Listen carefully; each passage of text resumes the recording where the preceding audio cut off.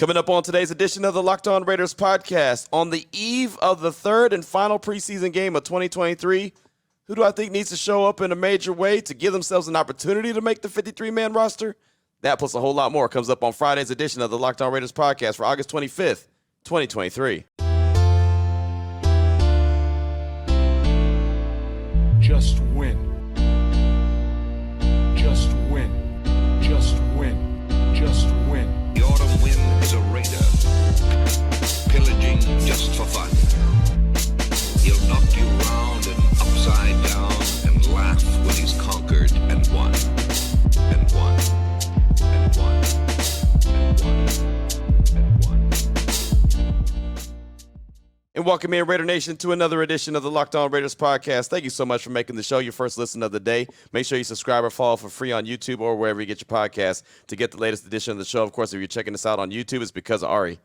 It's not because of me. It's because of Ari. He does a great job each and every day making sure we're up on YouTube, looking good, sounding good, doing what we're supposed to do. Definitely appreciate him. And, of course, we appreciate you for even checking us out. Deciding that you wanted to go to YouTube and check us out and see what we got going on. 3 minutes, 33 minutes, whatever the case is, we definitely appreciate that. You can hit up Ari on Twitter at Ari Produces. You can hit me up on Twitter as well at your boy Q254. And, of course, we got the Locked On Raider podcast voicemail line, 707-654-4693. We'll have your calls and texts coming up in segment number 3 as we close things out for this week and head into the weekend, prepare for the final preseason game of the 2023 year. So looking forward to that. Can't wait till the preseason's over. Can't wait till next Tuesday and the 53-man roster is set. And then we could talk about week 1 and the Denver Broncos. And the Denver Broncos suffered a pretty bad injury.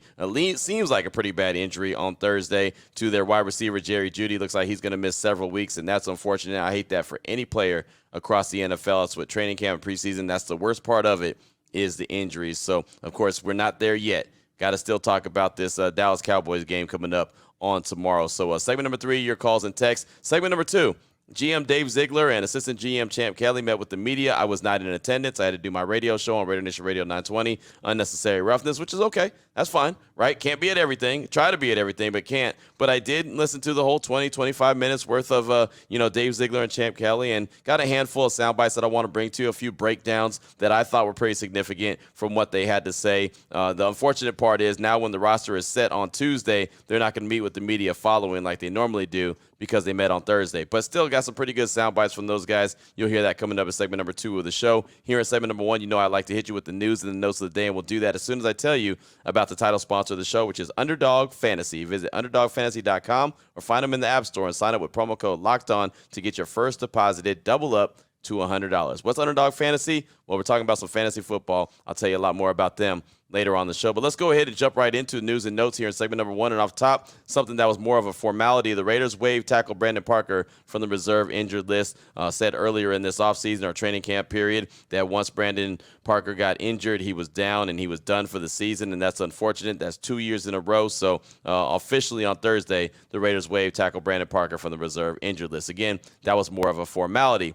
On Thursday, guys that were practicing, again, I was not out at a practice because, again, of my radio show, so I wasn't able to. And, again, when it gets to this time of the year, the Raiders shift from having all their practices super early in the morning to midday to late afternoon. And, of course, I'm not able to do that as I'm on the radio at 2 o'clock in the afternoon and obviously got to prepare. And matter of fact, on Thursday, not only did I have to prepare for my show, but I had my show on the road. I was at Circus Sports, which is an amazing place. People always ask me, hey, I'm coming to town. Where should I watch the game at? If you get an opportunity to go somewhere, go to Circus Sports. It's fantastic. Wall-to-wall TV, so you can watch all the games. They have all the action. They have the Circus Swim.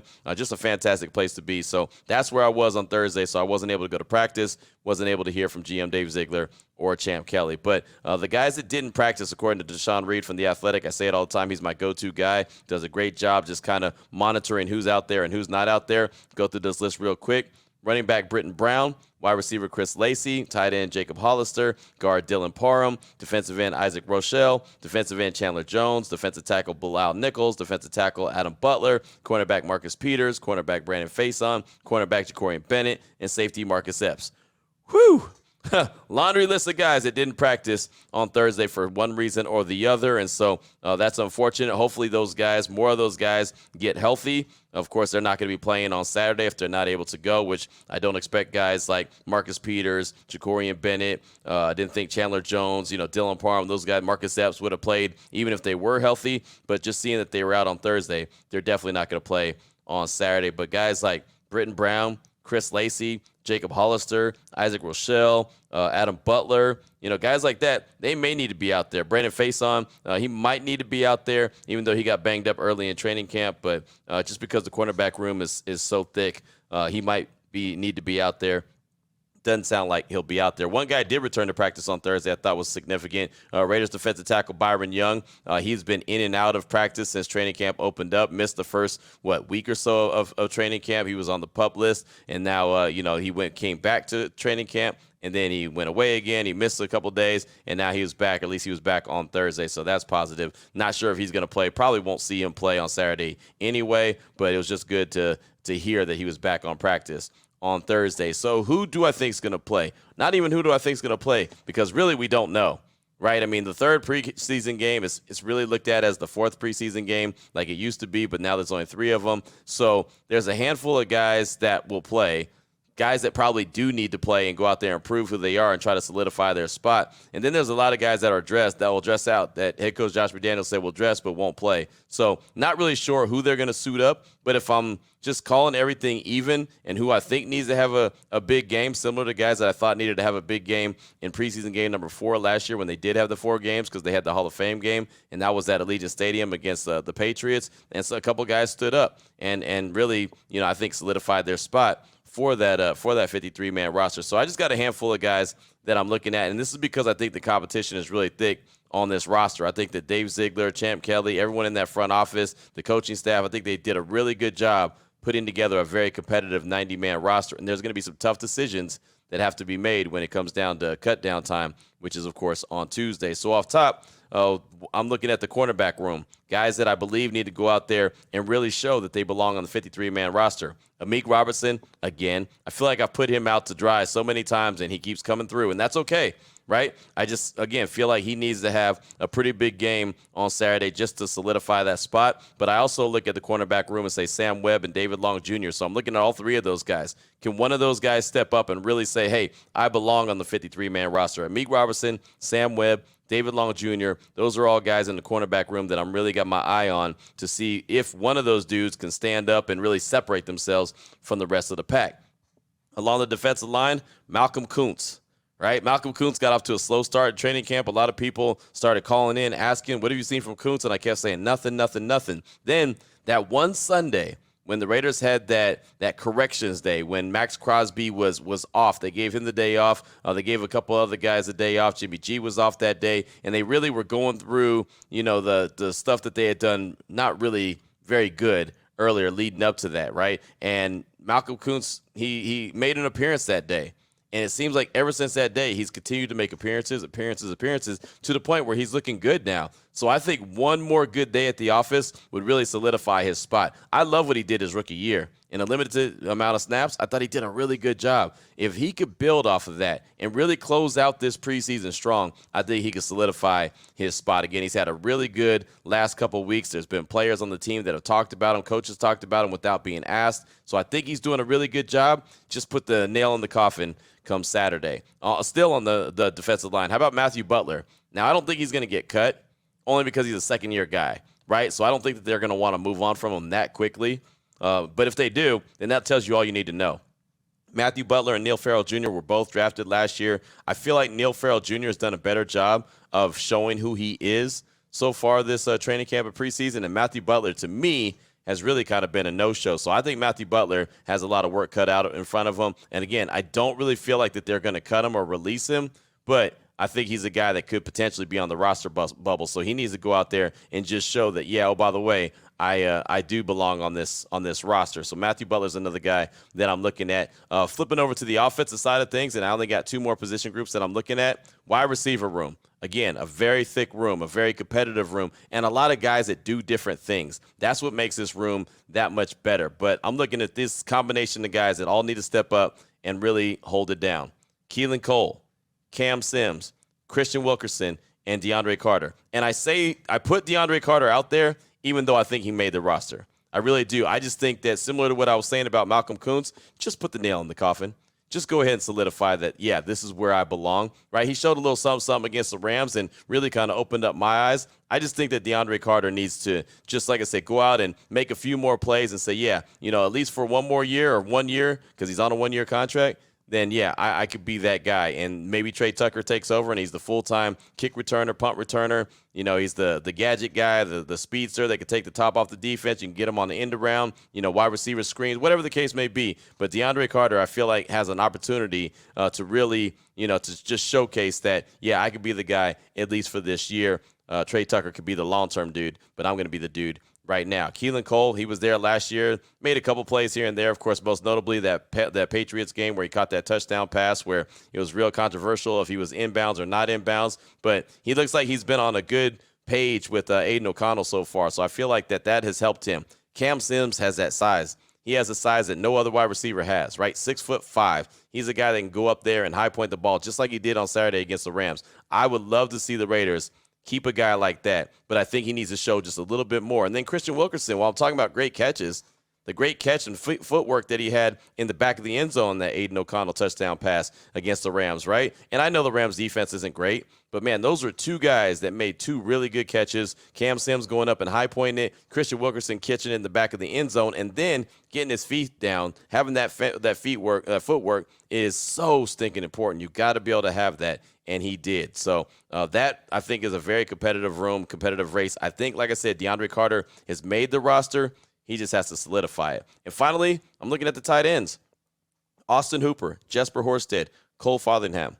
And I think that Cole he's probably the leader in the clubhouse. And I know Austin Hooper is the old wily veteran that's really done some good things in the NFL. But, man, I'll tell you, I was not impressed at all. Matter of fact, I was pretty disappointed from what I saw on Saturday against the Rams. Not only did he put some balls on the ground that you just have to catch, that for a veteran you can't, you just can't have those drops. But that penalty he had, that penalty just sticks in my craw, man. That penalty he had right before halftime where he was down by the goal line and pushed off for no apparent reason. I mean, he's got the size. All he had to do was run down to the goal line, make himself available, and box out and catch the ball right there at the goal line. Instead of getting 3, they get a touchdown. And that's the difference between winning games and losing games. It's plays like that.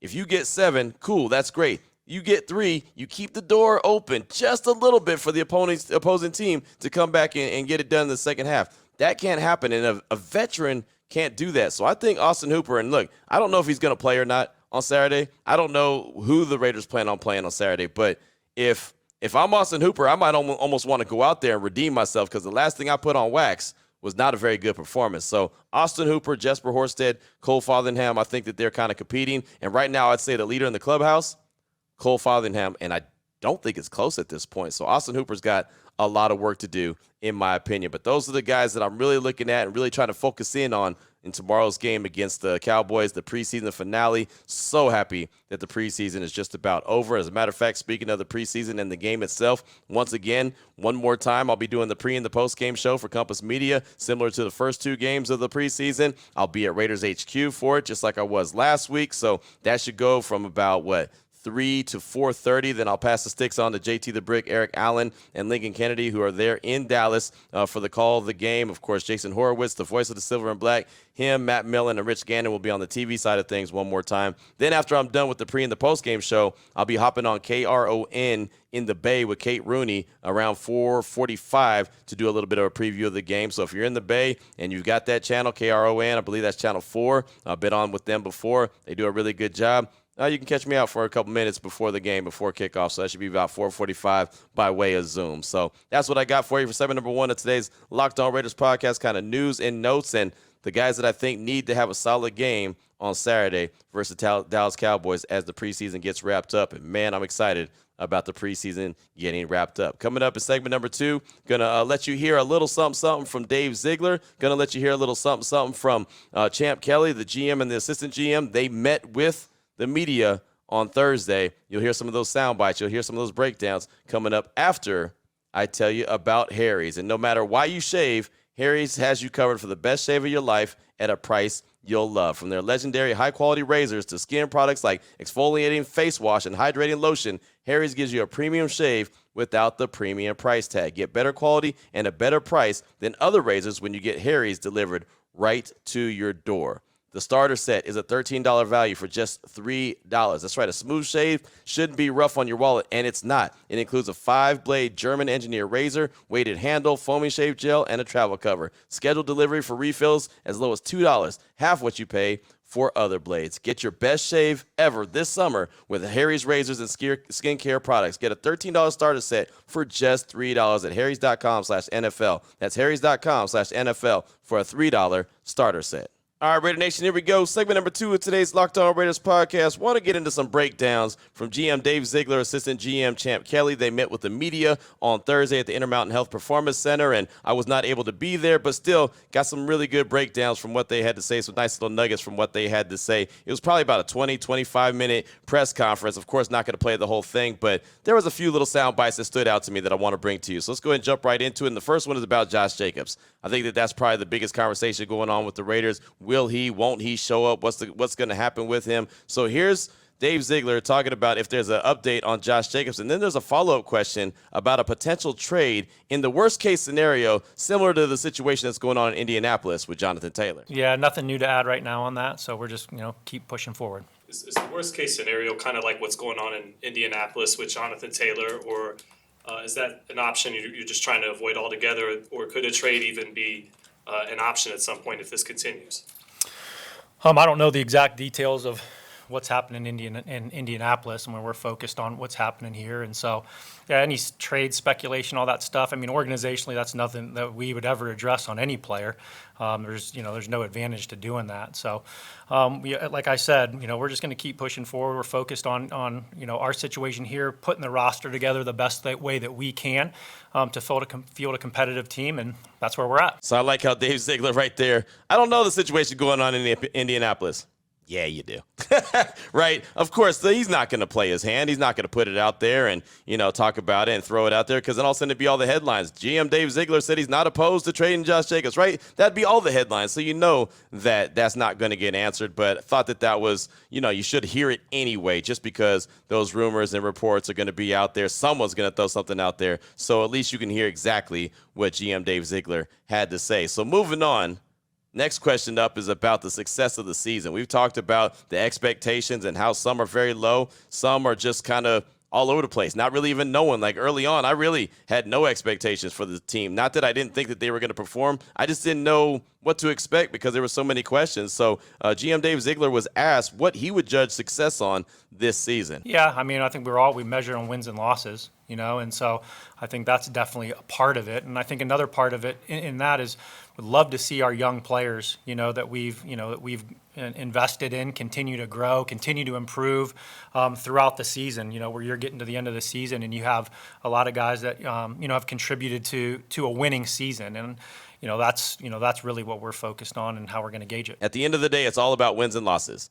Right? And I do believe that there's a way to get wins and losses. I mean, look what Minnesota did last year. Look at all the games they won last year, getting to the playoffs, and then they got kicked out of the playoffs the first round, even though they won so many games, right? But they won all those close games, and they really didn't believe that team was a solid playoff team. So they shipped off Dalvin Cook. They moved some guys around. They brought in a new defensive coordinator and Brian Flores, right? They did a lot of moving and shaking because they realized that what they had a year ago, even though they won a ton of games, it just wasn't exactly where it needed to be. So wins and losses matter. How you get to those wins and losses matters as well. And I think a successful season for the Raiders this year is obviously winning a bunch of games, right? I'd love to see them winning 9, 10, 11 games. That would be ideal. But also looking like a dominant team, not a team that lucks into some victories or squeaks one out at the end. And look, there's a skill set that goes into squeaking them out at the end as well. But they just need to go out there and look like a well-oiled unit. It's not going to be like that every game, but I think more times than not, this team needs to look like they understand the moment. They know what the assignment is, and they can go out there and get it done. I do believe there's something to being said about the style that you win a game. At the end of the day, we all know wins and losses are all that matters. However you get a dub is great, but if you consistently are barely squeaking them out, then there's obviously, that's not sustainable, and that's a situation. So every once in a while that's going to happen. You just can't have that happen all the time consistently. So that's one of the parts of the season that I'm excited for. I just want to see where this team is at, how far they can take the next step. Can they take the next step? Obviously, that's a big question. How about assistant GM Champ Kelly? He was asked about the excitement of what the rookie class has done so far and how they continue to develop. Here's assistant GM Champ Kelly. We are excited about, what, these guys have done over the last few months, but also, no different than we are excited about the veteran guys that are here as well. I think we've worked on building a roster where there's competition at every position, at every level. And I think we're seeing that kind of come to fruition now. So this is exciting, for the time being. He's one of my favorite guys to talk to. I really enjoy talking to both guys. That's what really disappointed me that I wasn't there on Thursday, is because Dave Ziegler and Champ Kelly are both two of my favorites as far as just talking to them. It makes sense. It sounds right. And again, I know you can look the part, sound the part, do all this. They say fake it till you make it, and, you may never make it. But it's just something about those guys. They sound, as a matter of fact, they know what they're doing, they know what they're looking for, and they have a plan, they're going to stick to it. They really just, to me, that's just what they're screaming, is that, hey, we've got this, we got it under control, we know what we're doing, and we're headed down the right path. Now, at the end of the season, I might come back and be like, well, that was a whole bunch of nothing. But again, gut feeling tells me that that's not the case. Dave Ziegler was asked about the sense that they have greatly increased the competition on the team, something I've talked about quite a bit, right? When Tuesday comes around and they've got to cut down the 53-man roster, there's going to be some tough decisions to be made. So here's Dave Ziegler talking about that sense of, that competition on the squad right now. Yeah, I think we, kind of we're coming down to the wire here and starting to really look into those those individual position battles and those individual slots. And I think we both feel that this year, it's going to be a little bit more difficult. And that's, again, like you said, that's by design. You hope to have built competition where it's not always clear cut. And I'd say we have some tougher decisions to make this year than we did last year based on the level of competition and how the players have performed up to this point. I think that this team is a lot more competitive than it was last year. And what I mean by that, not necessarily just top-end talent, but I'm talking about a little bit of depth as well. And I feel like the Raiders have not had depth in a very long time, right? And so I just think that there's some nice quality veterans on the roster. There's some nice quality young dudes on the roster. And, of course, the rookie class is there as well. And it could be one big blend. And I think that that's why it makes the competition that much more. I was asked on Thursday on my radio show, who do you think will be the surprise cut and who do you think is going to be a surprise make on the roster? And I sat there and I thought. I said, man, that's a tough question. There's a lot of really good players, a lot of good competition where it's not one of those I could just say, oh, yeah, hey, that guy's out. That guy, I thought Malcolm Kuntz was going to be that guy at one point.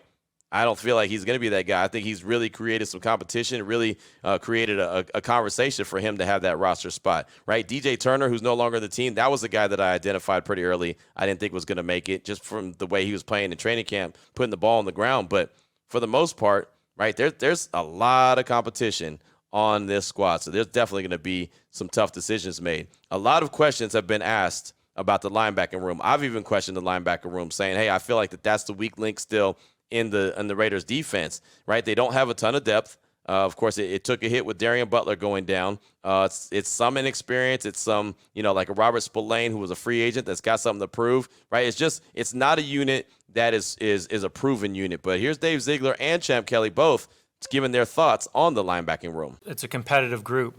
We like the group that we have at linebacker. They all have a little bit of a different skill set.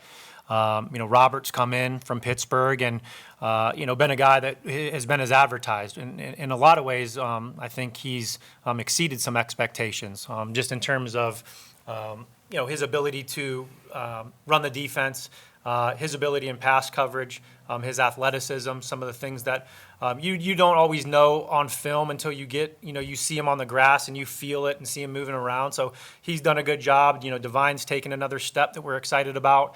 And then we have Luke, who's again another guy that's grown. Amari showed up a little bit in pass coverage and things like that.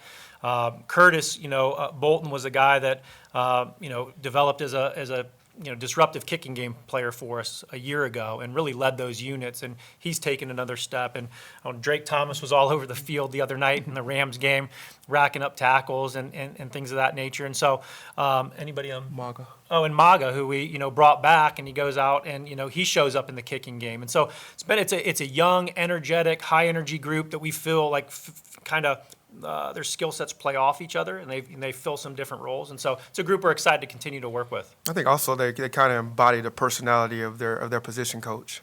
Yeah. AP has done a tremendous job working with those guys and empowering them to be leaders of that defense. So there you go. Sounds like they're pretty happy with their linebacking room right now. And, of course, they're not going to come out and say that they're panicked. But you hear what they're talking about, the linebackers, and, you hear them talking about Curtis Bolton and Drake Thomas, two guys that I've been talking about quite a bit ever since Saturday. Since that Rams game, Curtis Bolton was flying everywhere. And you heard Dave Ziegler say, yeah, that's the guy that got it done on special teams. That's exactly what I said. The guy that got it done on special teams all of a sudden is showing that he can get it done defensively. Drake Thomas, just an undrafted free agent, undersized guy flying around the field. Matt Millen couldn't stop talking about him on the broadcast on Saturday. So that really kind of opens up your eyes as well when a legend like Matt Millen is talking about someone who plays the position he played. And he obviously played it at a very high level. And he's saying, hey, that's a guy to pay attention to. Just got a couple more sound bites for you here in segment number 2 of today's Locked On Raiders podcast, giving you some sound and some breakdowns from Dave Ziegler and Champ Kelly as they met with the media on Thursday. And this one is about the defense. How does Dave Ziegler and Champ Kelly, how do they both view the defense now that they've seen them making plays in camp and also so far through 2 preseason games? Yeah, I think a big emphasis that we put on the defense was making plays on the football. And, we've seen that so far here in training camp. It showed up at the joint practices. It showed up in the games. And obviously, it doesn't really mean anything until we carry it out on the field. But at the same time, that was an emphasis that we wanted to focus on in training camp. And, it showed up. So you have to be excited about that, and you have to feel good about it. I think there's a collective trust that you see amongst that unit that's growing. And to watch those guys celebrate after big plays, it's exciting. It tells you a little bit about their brotherhood. The younger guys are the older guys are pouring into the younger guy. Yeah. The younger guys are eager to learn, and I think that's what you're seeing kind of manifest itself on the football field. An emphasis on the ball. I'm so happy that they're speaking that language, and they've been seeing it all offseason long. They've been saying it all training camp long. They've been saying that about the emphasis of the ball, affect the passer and affect the ball all offseason and all training camp, and that's something that I've been screaming for so long, and I'm just so happy that there's a focus on it. Not only am I happy that there's a focus on it, I'm happy that I'm seeing it happen. We're seeing it in real time in front of us. In camp and in games, you're seeing the Raiders make an effort to go get the ball, something they haven't done very well in a long time. I do believe this will be a year they come up with a great's a way too big of a word. They'll come up with a nice chunk of interceptions. They'll cause a bunch of fumbles. I just think that they're gonna create a bunch of turnovers, and they're gonna get to the quarterback a lot more than we've seen in years. That's just my gut feeling on this Raiders defense. The final soundbite that I have from you is from Champ Kelly, and this is really a mic drop moment. That's why this one is my last one. He was asked about how much better this team is now that the players are setting the standard as opposed to last year when the coaches and the GM had to do it because they didn't have the leadership. Listen to his words carefully. I love this answer from Champ Kelly. Really, as a matter of fact, Champ Kelly talking about the standard. I would say that any time that your players are empowered and they become the voice, because they are the ones that are executing things on the football field when they hold each other to a higher standard, I think that's where success lies. And kind of to be a little bit contradictory to what you said, I think those leaders were already here. And so now we're engaging them and pulling them out, and they're stepping into, their purpose, and they're controlling, their communication to their group, and they're taking ownership into their responsibility and their task on the football field. And that's important for any team to win. I love that. I love that answer right there from Champ Kelly. He says, contradict to what your question was, those leaders were already there. We're just bringing it out a little bit more. The Max Crosbys were already there. The Colton Millers were already there. The Devontae Adams were already there. Josh Jacobs was already there, right? I mean, I get it. Marcus Peters is there, and he's a leader in that secondary. Marcus Epps is a leader in the back end. But, a handful of those guys were already leaders and already setting the standard. I just think now it's a lot more vocal, especially Mad Max. I believe he's a lot more vocal now that DC's not there because DC was basically the face of the franchise. Now it's Max Crosby's franchise. He's homegrown, and he's that dude. So now he's a lot more vocal, and his leadership has stepped up. Like Champ Kelly said, now we're just having them we're bringing it out a little bit more. I love that soundbite, and that's why I'm going to end on that. That is an ultimate mic drop moment from the assistant GM, Champ Kelly. Coming up in segment number 3, your calls and text draft that Locked On Raider podcast voicemail line, 707-654-4693. Before we get to that, though, I want to tell you about the title sponsor of the show, which is Underdog Fantasy. And with August being here, and I know it's almost over, you know what that means, the official start of fantasy football drafting month.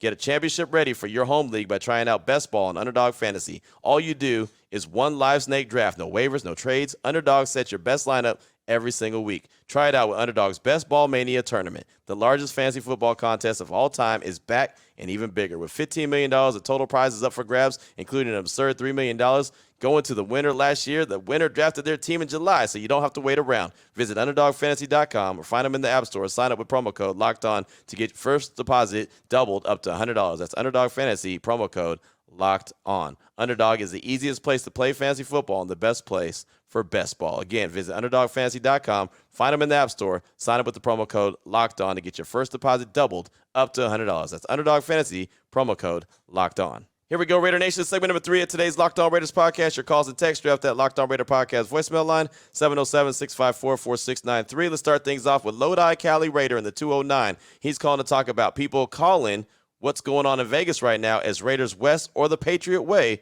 and why that's wrong. He explains it. Here he is, Lodi Cali Raider. Hey, what up, Q? Always looking forward to your content. You're one of my favorites in the podcast world. You always come with clear and precise information, which I appreciate. You know, there's something that's been said as of late, the last couple of years, about questioning the leadership and making it the Patriots Way or Patriots West and that kind of a thing. I completely disagree with that. When the great Al Davis took over the Raider organization, he took and learned from who he thought was the best at that time was Corey Al from the San Diego Chargers. He implemented what he liked and put it together and made it his own.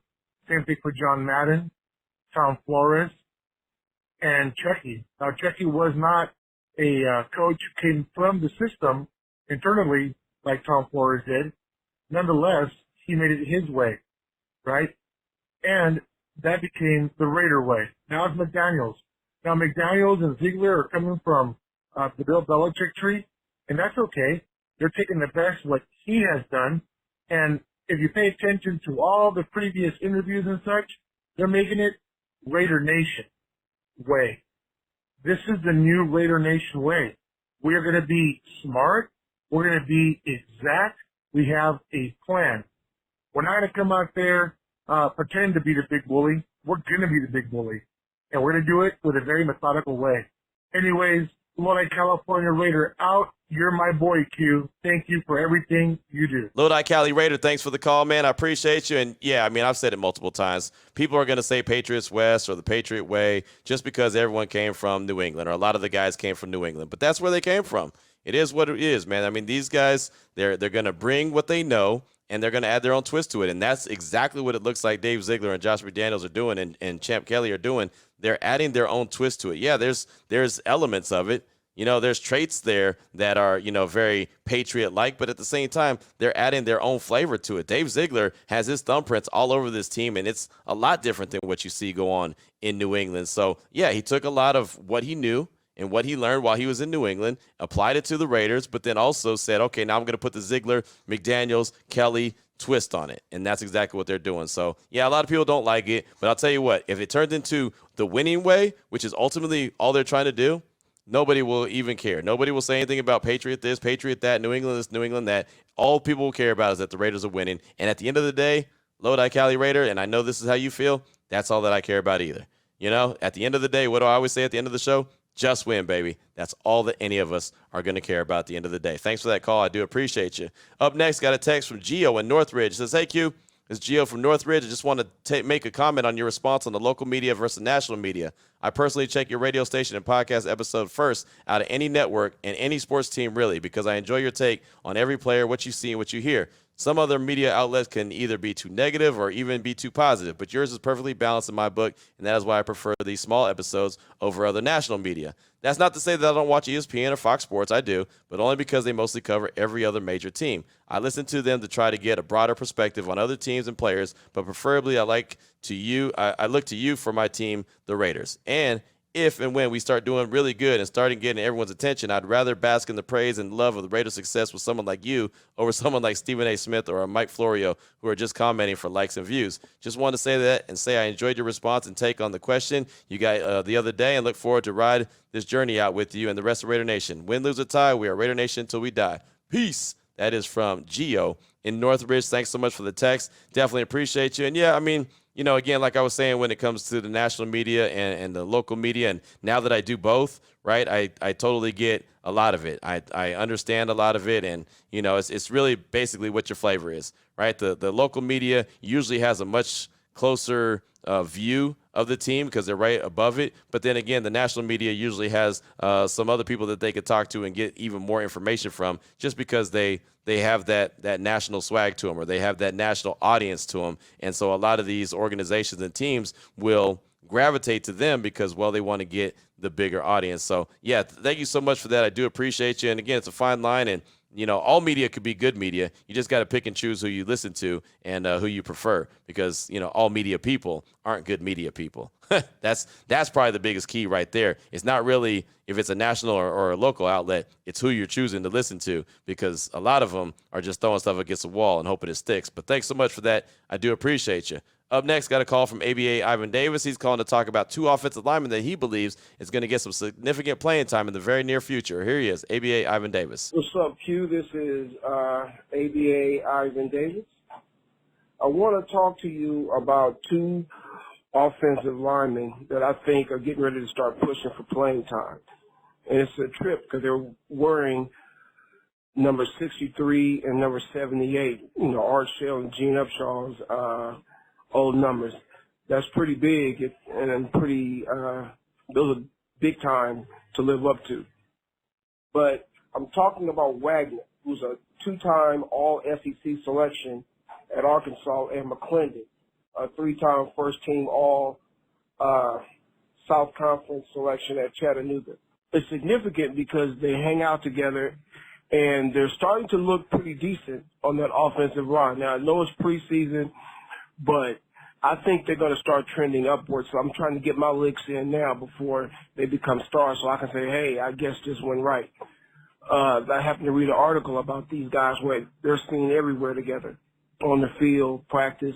So I was wondering if you can keep an eye on them and tell me what you think of their progress up to this point. All right, Q. I know you got a jillion calls to get to, so I'm trying to be real short. Go Raiders. Thank you for the call, my man. I appreciate you. McClendon Curtis and Dalton Wagner. Those are two good ones, right? And I believe that the team is very high on both of those guys. Now, my big question is, are they going to get some run this year, or are they going to get some run next year? I personally think that these are some guys that the Raiders are looking at for the future. I don't think that they're looking at them for right now. Now, they might get out there and get some action in, right? I'm not saying that they can't play at all this year. Obviously, they made them priorities when they signed them as undrafted free agents and gave them a nice chunk of change to sign with the team. I just think that they look at them as, yeah, they're about 1 year out from being some dominant players for us. That's what I think. That's kind of what I've been told loosely. Not in a like confirmed type of way, but really that's been the conversation around the team is that those two guys are very high on the powers that be's list, but they might not be ready for this year and most likely it'll be for next year. So again, just building the team right now for now and also for the future. But thank you so much for that call, and I do think you're onto something with those two guys, so I appreciate it. One more text. We'll take it from Raider V in the 585, a pretty lengthy text. It says, hey, Q. It's Raider V in the 585. Yeah, that's Bills country. Looking forward to the game here. Want to give my take like William from PA on what will be a Raiders overachievement in 2023. Here's my short list. 1, win 3 divisional games. Ideally, it'd be great to beat each of our division foes one time. Yes, rise up and beat the Chiefs. Defend Travis Kelce from completely owning us. That simply must end, and I trust Patrick Graham has a new plan.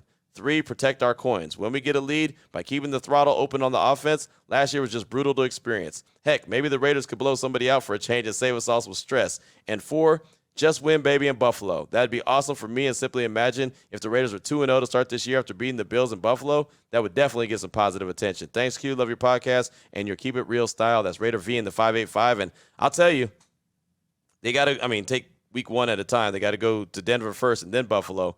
But I think it's great that they get Denver on the road early in the season. Don't have to worry about the weather. And then follow up with Buffalo on the road early in the season. Again, don't have to worry about the weather. And I honestly don't believe that Buffalo is going to be clicking on all cylinders. They might not be clicking all season. I think that there's a little bit of trouble in paradise there. I know a lot of people are trying to downplay it and say, oh, everything is good. I don't think Stephon Diggs is happy. I don't think Josh Allen is going to be a guy that's going to make him happy. I don't know if Josh Allen's going to be able to stop turning the ball over as much as he did in 2022. There's a lot of questions I have. Is the offensive coordinator going to actually run the rock? Or is Josh Allen going to lead the team in rushing, right? I have a lot of questions about that Buffalo's Bills team. I don't think they're very physical, and I think that the Raiders could definitely compete with their physicality. And, it's early in the season, so you never know what can happen. So that easily, I could see them easily starting out the season 2-0 because I definitely think Denver should be a game that they win. I feel confident right now saying that they should win that game in Denver and then go to Buffalo and see what happens. But I think they have a great chance in Buffalo as well. So thank you so much for that. I do appreciate you, and I like how you had the breakdown there. And it's funny when you say defend Travis Kelce from completely owning us. Remember, week 5, where he had 4 catches for 25 yards, but they had 4 touchdowns? That was ridiculous. Only 4 catches, only 25 yards. That's not bad. You look at that box score, you say, oh, that's great. Raiders did a great job on Travis Kelce. Yeah, but he had 4 TDs. Can't do that, right? That just can't happen. So they've got to do a better job at defending him. So we'll see in the division games, win 3 divisional games, ideally 1 against each. I think Denver is a no-doubter. I think that they definitely split with the Chargers, and there's no reason why they shouldn't split with the Chiefs. But they got to go out there and do it. Of course, the Chiefs are the Chiefs until someone says that they're not.